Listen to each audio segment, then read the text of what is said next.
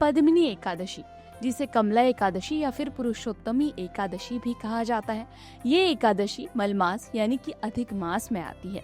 अधिक मास में होने की वजह से इस एकादशी का महत्व और अधिक बढ़ जाता है, क्योंकि ये 3 साल में एक बार आती है। वैसे देखा जाए तो वर्ष में केवल 24 एकादशियां आती हैं, लेकिन ज्येष्ठ अधिक मास होने के कारण इस साल 26 एकादशी के व्रत रखे जाएंगे, जिसमें से एक है पद्मिनी एकादशी। तो आइए जानते हैं कि पद्मिनी एकादशी इस साल कब पड़ रही है, इस दिन कौन से शुभ मुहूर्त हैं और इस दिन की व्रत कथा क्या है। सबसे पहले हम जान लेते हैं कि पद्मिनी एकादशी का व्रत कब रखा जाएगा। ज्येष्ठ अधिक मास के शुक्ल पक्ष की एकादशी 26 मई की सुबह 5:10 से शुरू हो रही है और इसका समापन 27 मई की सुबह 6:21 पर होगा।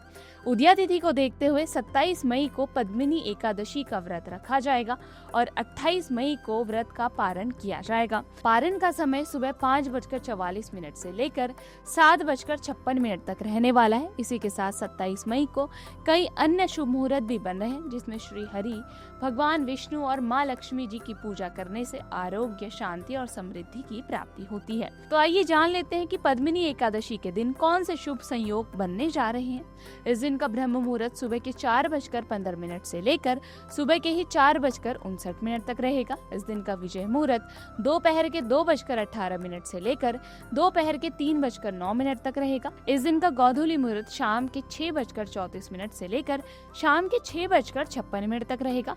अमृत काल मुहूर्त की अगर बात की जाए तो रात्रि के 1:09 से शुरू होगा और रात्रि के 2:54 तक रहने वाला है। वहीं निशिता मुहूर्त की अगर बात की जाए तो रात्रि के 11:47 से शुरू होगा और रात्रि के 12:32 पर खत्म होगा। इसके अलावा पद्मिनी एकादशी के दिन 2 शुभ योग बनने जा रहे हैं, जिसमें सर्वार्ध सिद्धि योग और रवि योग शामिल हैं। बता दें कि ये दोनों शुभ योग सुबह के 5:44 से शुरू होंगे और सुबह के ही 5:56 तक रहने वाला है। तो आइए अब ये जान लेते हैं कि पद्मिनी एकादशी की व्रत कथा क्या है। पौराणिक कथा के अनुसार त्रेता युग में एक पराक्रमी राजा कृतवीर्य था। राजा की कई रानियां थीं, लेकिन फिर भी उसकी कोई संतान नहीं थी। संतान प्राप्ति की कामना से राजा ने अपनी रानियों सहित कठोर तपस्या की, लेकिन उन्हें उनकी तपस्या का फल प्राप्त नहीं हुआ।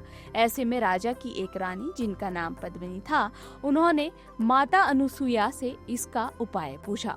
तब माता ने उन्हें राजा सहित मलमास यानी कि अधिक मास की शुक्ल पक्ष की एकादशी व्रत का पारण करने को कहा। माता अनुसुईया ने रानी पद्मिनी से कहा कि मलमास यानी कि अधिक मास हर 3 साल में एक बार आता है। शुक्ल पक्ष की पद्मिनी एकादशी को जागरण करके व्रत रखने से मनोकामना जल्द ही पूर्ण होती है और भगवान विष्णु प्रसन्न होकर पुत्र प्राप्ति का वरदान देते हैं। फिर जब मलमास आया तो रानी ने पद्मिनी एकादशी का व्रत रखा।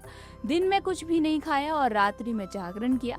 रानी पद्मिनी के इस व्रत से प्रसन्न होकर श्री हरि विष्णु जी ने रानी को पुत्र प्राप्ति का आशीर्वाद दिया। भगवान विष्णु के आशीर्वाद से रानी गर्भवती हुई और 9 महीने बाद एक पुत्र को जन्म दिया। वो पुत्र काफी बलवान और पराक्रमी था और तीनों लोकों में उसके पराक्रम का परचम लहराने लगा। इसलिए कहा जाता है कि जिन लोगों की संतान नहीं हो रही है या संतान प्राप्ति में दिक्कतें आ रही हैं, पद्मिनी एकादशी का व्रत उन्हें अवश्य ही रखना चाहिए। इसी प्रकार की वीडियोस देखने के लिए हमें सब्सक्राइब करना ना भूलें और एस्ट्रोलॉजी से जुड़ी लेटेस्ट जानकारी के लिए डाउनलोड करें माई ज्योतिष ऐप।